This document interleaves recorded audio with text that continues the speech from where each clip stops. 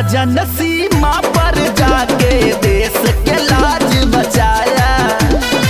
हिंद के आंख दिखाई जे बैरी ओकरा सबक सिखाया।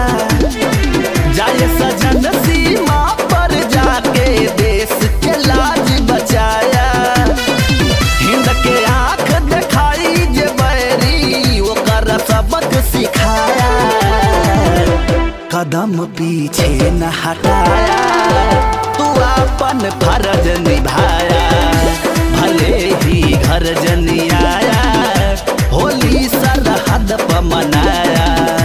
भले ही घर जनी आया, होली सरहद पे मनाया।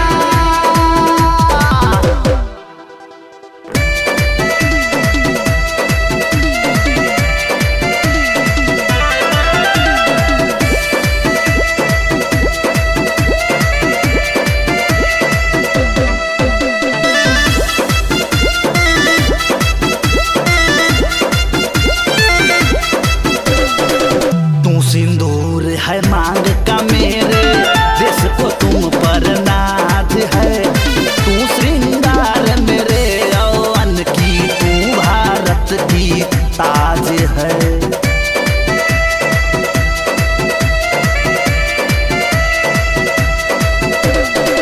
तू सिंदूर है मांग का मेरे देश को तुम पर नाज है।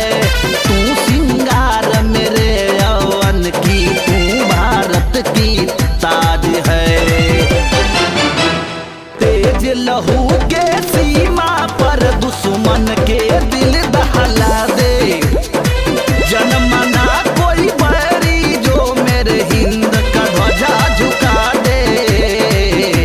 कदम पीछे न हटाया, तू अपन फर्ज निभाया।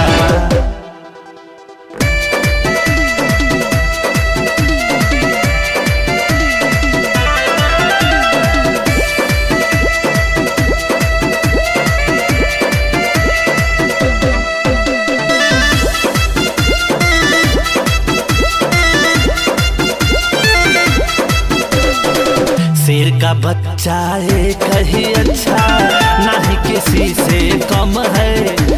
100 दुश्मन पर भारी पड़ता है, एक मेरा प्रियतम है।